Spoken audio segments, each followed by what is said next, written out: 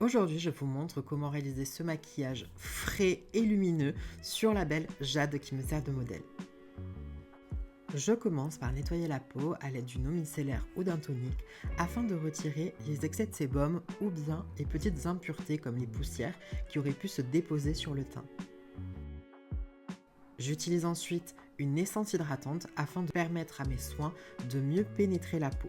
Donc je l'applique avec un coton histoire de la répartir. Je pourrais très bien utiliser mes doigts si je le souhaitais. La seule chose c'est que ça m'évite de me nettoyer les mains à nouveau. Oui, parce que j'ai ce problème qui est que dès que j'ai du skincare sur mes mains, j'ai besoin de me les nettoyer. J'applique le restant d'essence sur le corps. Je prépare ainsi le corps à recevoir sa dose d'hydratation pour la suite du maquillage.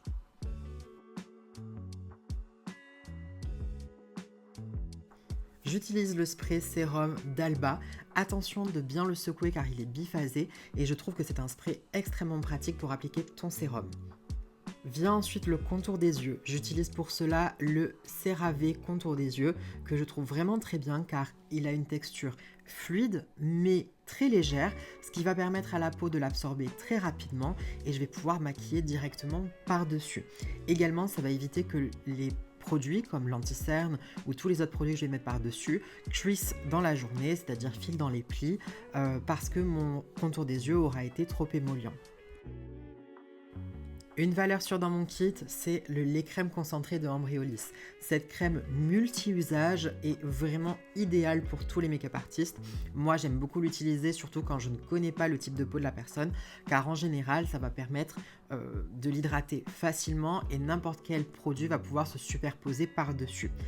Ça doit faire au moins 10 ans que j'utilise cette crème dans mon kit, mais je remercie Embryolisse de m'avoir envoyé un nouveau colis avec cette crème et certaines nouveautés que je vous ferai découvrir par la suite. Mais voilà, en tout cas, ça fait vraiment plaisir que la marque m'envoie ces produits parce que je les ai achetés depuis des années. Donc vraiment, foncez si vous ne les connaissez pas encore. J'utilise ensuite le spray de Charlotte Tilbury pour fixer mon hydratation et pouvoir l'utiliser comme un primer entre guillemets pour commencer mon maquillage. Bien sûr, je viens le faire sécher à l'aide d'un petit ventilateur ou de ce que vous voulez, mais en soi, il faut que cette couche sèche.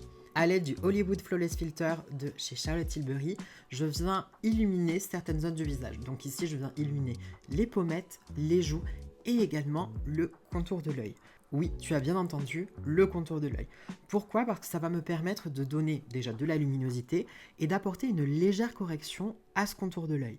En fait, la petite tonalité pêche à l'intérieur que va avoir cet illuminateur va me permettre de neutraliser un petit peu tout ce qui pourrait être légèrement marronné, légèrement un petit peu bleuté. Donc je vais déjà commencer une partie de ma correction. Je vais maintenant utiliser mon fond de teint favori depuis plusieurs mois, qui est le L'Oréal Accord Parfait. Honnêtement, c'est un fond de teint modulable et qui est facile d'utilisation dans n'importe quel contexte. De la photo, de la vidéo ou bien tout simplement un événement. Je trouve que c'est un fond de teint qui va à beaucoup de personnes. Ici, j'utilise une technique bien particulière. En fait, j'ai déjà imbibé mon pinceau de fond de teint. Donc je l'ai chargé un petit peu en matière que je viens en fait répartir sur l'ensemble du teint. Comme tu peux le voir, je ne reprélève pas de matière. Je fais l'intégralité de la zone du visage sans venir en retremper.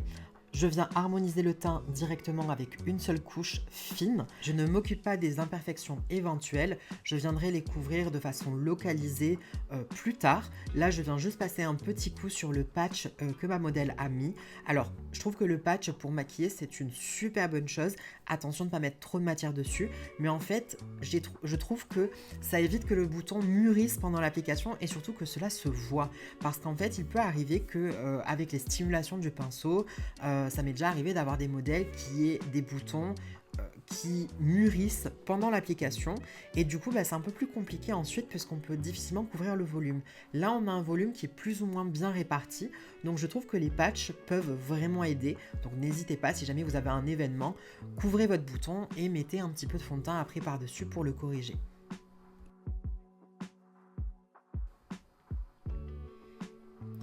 Je n'oublie pas bien sûr d'étirer mon fond de teint dans le cou. Pourquoi ? Parce que tout simplement j'ai choisi une teinte légèrement plus foncée qui correspond en fait au contour du visage de Jade, mais également au bronzage qu'elle a sur les épaules. Pourquoi ? Parce qu'en fait, je prends l'intégralité du corps comme une référence et je viendrai avec un anti-cerne pour illuminer. Mais en soi, tout doit pouvoir matcher avec ce qui se passe autour. Comme tu peux le voir, je viens avec un tout petit pinceau et un anti-cerne crème qui a plutôt un fini mat afin d'éviter de devoir beaucoup le poudrer pour venir recouvrir mon patch. Je trouve que c'est une technique qui fonctionne très très bien, il suffit juste d'harmoniser un petit peu et on oublie totalement que le patch est présent une fois cette étape faite. Afin de continuer ma correction, je viens utiliser le Bright Forecast de chez MAC que j'aime énormément comme anti-cerne ou bien tout simplement comme un correcteur. Pour moi, c'est vraiment un produit multifonction et multi-usage que j'utilise très bien sur moi pour le quotidien ou même pour corriger certaines zones sur mon visage, notamment si jamais vous avez une petite ombre un petit peu bleutée sur le visage, notamment si vous êtes une vraie brune, par exemple au niveau du tour de bouche ou sur les côtés du visage ou même au niveau du contour des yeux. Alors, je trouve que c'est un produit qui est magique lorsqu'on le laisse s'oxyder. En fait, dès que vous allez l'utiliser, il va foncer un petit peu avec l'air et au contact de votre peau. Et en fait, c'est là où toute la magie du correcteur va arriver. Donc c'est vraiment un tips, laissez-le foncer un petit peu afin de le travailler et qu'il corrige à la perfection. J'utilise ensuite un anti-cerne de Natasha Denona.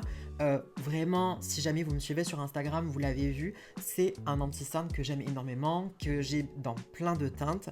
Pourquoi ? Parce que c'est un anti-cerne qui est couvrant, mais surtout qui est hydratant.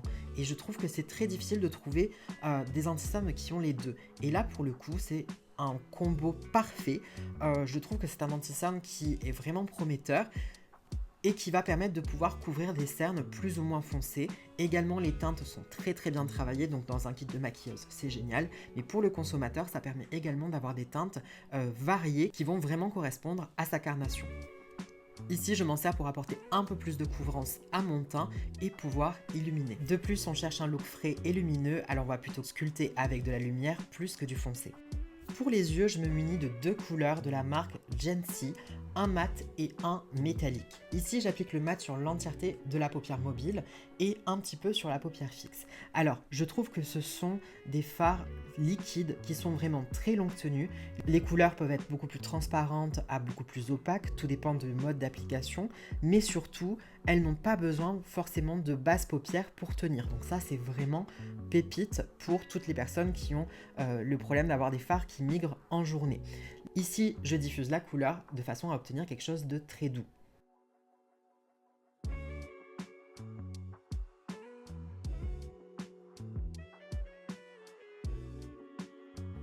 Afin d'illuminer ma paupière, je viens utiliser un fard liquide métallique, donc celui que vous avez vu tout à l'heure, toujours de la marque Jency, que je viens appliquer par-dessus mon premier fard.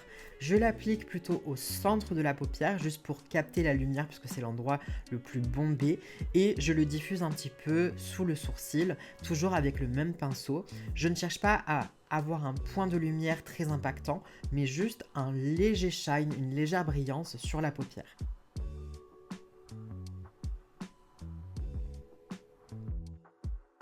J'utilise ensuite la palette de la marque Jordana Ticia. Je vous mettrai le nom complet de la palette juste en dessous, mais c'est une palette que je teste encore. Cependant, je l'ai prise pour toutes ces tonalités de carnation, c'est-à-dire il y a des beiges plus clairs, il y a des tonalités plus foncées, mais qui pourraient très bien servir de point de lumière pour les peaux foncées. Donc c'est pour ça que je l'ai prise. Cependant, je ne peux pas vous dire entièrement mon retour dessus. En apportant de la lumière au niveau du coin interne, je viens défatiguer l'œil et apporter beaucoup plus de luminosité et de volume à cette partie qui peut avoir tendance à paraître plus enfoncée. Alors tout dépend de votre morphologie au niveau de paupières, mais ici ça va vraiment permettre de rééquilibrer l'œil et de lui donner plus d'ouverture. À l'aide d'un crayon marron, je viens sculpter la ligne supérieure de l'œil afin de venir l'intensifier et de pouvoir commencer mon tracé de liner. En faisant ça, je conserve toute la place disponible sur la paupière mobile et surtout, je garde la luminosité sur l'œil. Très pratique si jamais vous avez une toute petite paupière mobile. Ici, à l'aide d'un crayon marron, mais toujours du même crayon, et d'un pinceau biseauté, je viens étirer et fumer légèrement le coin externe. J'essaye d'étirer un petit peu le crayon afin de former comme un petit liner fumé, mais vraiment pas besoin que cela soit très précis. À l'aide d'un pinceau boule très fin, je viens légèrement estomper avec un fard marron plus foncé, histoire de fondre le rendu, mais également à venir légèrement l'intensifier sur le coin externe.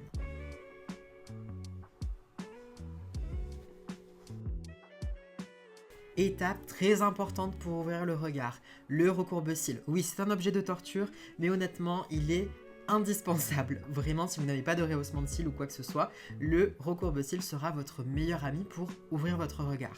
Alors, certaines personnes n'en ont pas besoin. Ici, j'en ai besoin. Moi-même, j'en ai besoin. Et vraiment, ça apporte un énorme changement sur les yeux.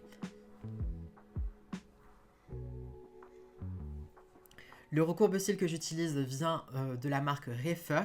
Ils ont 2 recourbe-cils en même temps, un qui est beaucoup plus incurvé et l'autre beaucoup plus en amande, beaucoup plus plat, ce qui convient davantage aux yeux de Jade. Ici, j'utilise un mascara japonais. J'adore les mascaras asiatiques car contrairement aux mascaras occidentaux, ils ont une formulation qui fait que ça tient réellement les cils droits. Donc ce qui fait que toute la courbure que vous avez donnée avec votre recourbe-cils va durer dans le temps. Donc j'en applique une première couche déjà pour gainer le cil et ensuite je viens avec un deuxième mascara histoire de construire mon volume. Alors ici je viens avec une protection de mascara, je ne sais pas comment appeler ça en français, en anglais j'appelle ça un mascara shield qui va venir protéger la paupière comme vous le voyez des potentiels gestes que je peux faire. Alors en général je peux utiliser mon doigt, mais je trouve que ce petit outil est très très pratique. D'ailleurs je remercie une maquilleuse qui s'appelle Élise Ducrot, si jamais elle passe par là, pour tout simplement m'avoir recommandé ce produit que je connaissais mais j'avais jamais vraiment utilisé et elle m'en a parlé sur une campagne Sephora et honnêtement depuis je ne peux plus m'en passer et c'est vrai qu'on peut vraiment déposer beaucoup de mascara de façon plus généreuse sans abîmer ce qu'on a fait sur la paupière.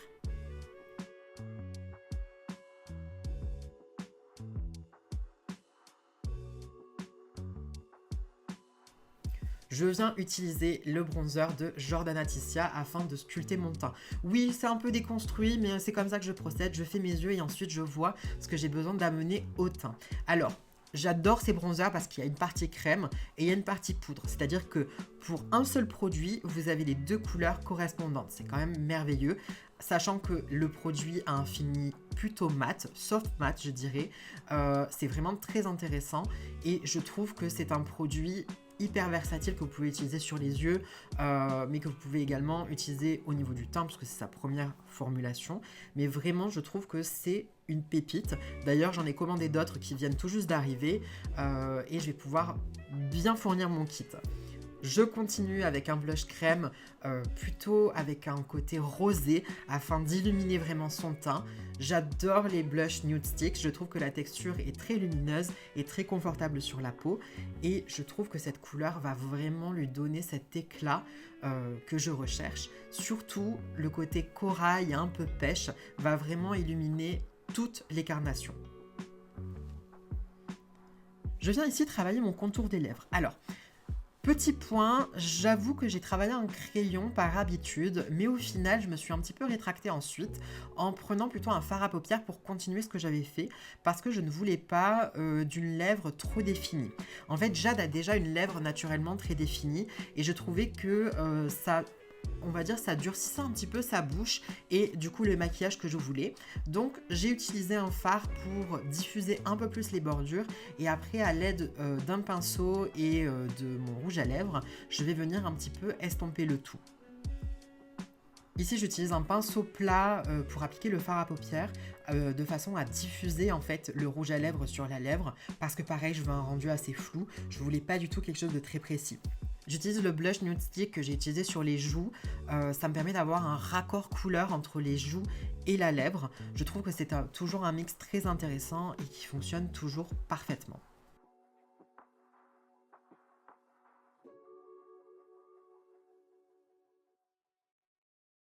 Je viens ensuite fixer les sourcils. Pour ça, j'utilise la Got2b, donc la laque Got2b, que je spray sur un petit goupillon jetable. Et ensuite, je viens brosser les sourcils. Hors caméra, j'ai légèrement rempli avec un crayon top, un feutre top, les sourcils de Jade. Mais vraiment, il n'y avait pas forcément besoin de le faire. J'utilise ensuite la poudre H2O de W7. C'est une poudre qui est très bien parce qu'elle est à base d'eau, donc elle ne va pas être asséchante et ne va pas accuser ou marquer les traits. Par contre, je tiens à le dire, j'ai découvert que cette poudre avait tendance à foncer légèrement un petit peu la lumière que pouvait avoir un produit. C'est-à-dire que vous mettez un anti-cerne, ça a tendance à le foncer un petit peu. J'en ai parlé sur TikTok et je pense que c'est juste parce que la poudre contient de l'eau. Je ne vois pas d'autre explication. Mais voilà, après, appliquer au pinceau, ça va, ça reste raisonnable. Mais je tiens quand même à le préciser, si jamais vous travaillez des anti-cernes très clairs et que vous voulez baker avec une houppette, ça risque de le foncer. Ici, je viens réajuster mon bronzer avec justement le bronzer Jordana Tissia, juste pour réintensifier. On remet les cheveux un petit peu en place et voilà le résultat final sur la sublime Jade. Vraiment, je trouve que ce maquillage est très frais, très lumineux, elle le porte très très bien. N'hésitez pas à me dire en commentaire si c'est un maquillage qui vous a plu, à me laisser un pouce en l'air, à tout simplement vous inscrire et à vous abonner à mon Instagram, à mon TikTok, à mon YouTube. Vraiment, ça me ferait énormément plaisir et je vous retrouve peut-être pour une prochaine vidéo pour d'autres maquillages. À bientôt!